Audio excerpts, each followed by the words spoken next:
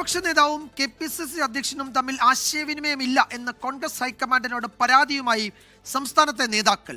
AICC ആസ്ഥാനത്ത് രാഹുൽ ഗാന്ധി ഉൾപ്പെടെയുള്ള നേതാക്കളുമായി പ്രത്യേകം നടത്തിയ കൂടിക്കാഴ്ചയിലാണ് പരാതി അറിയിച്ചത്. KPCC അധ്യക്ഷന്റെ പ്രവർത്തന ശൈലിയിലും നേതാക്കൾക്ക് അമർഷമുണ്ട്. പാർട്ടിയിൽ കൂടിയാലോചന നടക്കുന്നില്ല എന്നാണ് കുറ്റപ്പെടുത്തൽ. അജീഷ് ജയകുമാർ വിവരങ്ങൾ നൽകും ഡൽഹിയിൽ നിന്ന്. അജീഷ്, ഇത് തെരഞ്ഞെടുപ്പ് ഒരുക്കങ്ങൾ ചർച്ച ചെയ്യാൻ വേണ്ടി വിളിച്ച ഒരു യോഗമാണ്. തദ്ദേശ തെരഞ്ഞെടുപ്പ്, തൊട്ടു പിന്നാലെ നിയമസഭാ തെരഞ്ഞെടുപ്പ്. കോൺഗ്രസ് വലിയ പ്രതീക്ഷ വയ്ക്കുന്ന ഒരു സംസ്ഥാനം. പക്ഷേ ആ മീറ്റിംഗിൽ ആകെ പരാതി പ്രളയമായിരുന്നോ?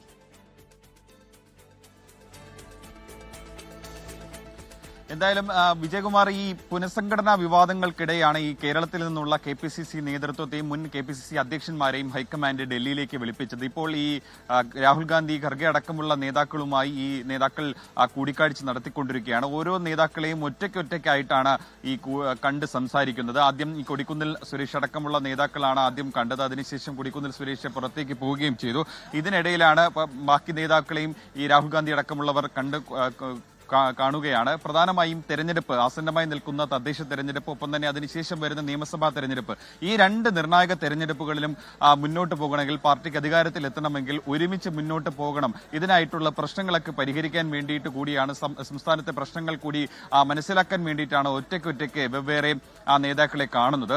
അങ്ങനെയാണ് ഈ KPCC അധ്യക്ഷന്റെ പ്രവർത്തന ശൈലിക്ക് എതിരെ അടക്കം വലിയ വിമർശനം ഉയർന്നത്. KPCC അധ്യക്ഷന്റെ കൃത്യമായ സമയത്ത് രാഷ്ട്രീയകാര്യ സമിതി ചേരുന്നില്ല. മാത്രമല്ല KPCC യോഗവും നടക്കുന്നില്ല. തദ്ദേശ തെരഞ്ഞെടുപ്പിന് ദിവസങ്ങൾ ബാക്കിയാകുമ്പോഴും ഈ KPCC സെക്രട്ടറിമാരുടെ നിയമനവും അതും നടന്നിട്ടില്ല. അതെല്ലാം ബാക്കിയാണ്. മാത്രമല്ല ഈ പ്രതിപക്ഷ നേതാവും KPCC അധ്യക്ഷനും തമ്മിൽ കൃത്യമായിട്ടുള്ള ആശയവിനിമയം നടക്കുന്നില്ല തുടങ്ങിയ വിമർശനങ്ങളായിരുന്നു ചില നേതാക്കൾ ഹൈക്കമാൻഡിനോട് അറിയിച്ചത്. എന്തായാലും ബാക്കി നേതാക്കളെ കൂടി ഇന്ന് വൈകിട്ടിനകത്ത് ഈ നേതാക്കൾ ഹൈക്കമാൻഡ് കൂടിക്കാഴ്ച നടത്തി. അതിനുശേഷം ഒരുമിച്ചിരുന്നുള്ള ഒരു സംയുക്ത യോഗവും ഉണ്ടാവും. അതിനുശേഷമായിരിക്കും നേതാക്കൾ മടങ്ങും. എന്തായാലും കേരളത്തിലെ പ്രശ്നങ്ങളെല്ലാം നേതാക്കൾ ഹൈക്കമാൻഡിനെ ധരിപ്പിക്കുമെന്ന് തന്നെയാണ് വിവരം. K മുരളീധരൻ, ഒപ്പം തന്നെ രമേശ് ചെന്നിത്തല, VD സതീശൻ, KPCC സംസ്ഥാനത്തെ പ്രധാനപ്പെട്ട മുതിർന്ന കോൺഗ്രസ് നേതാക്കളൊക്കെ ഡൽഹിയിലുണ്ട്. ഹൈക്കമാൻഡുമായുള്ള പ്രത്യേക ചർച്ചകൾ അവിടെ പുരോഗമിക്കുകയാണ്.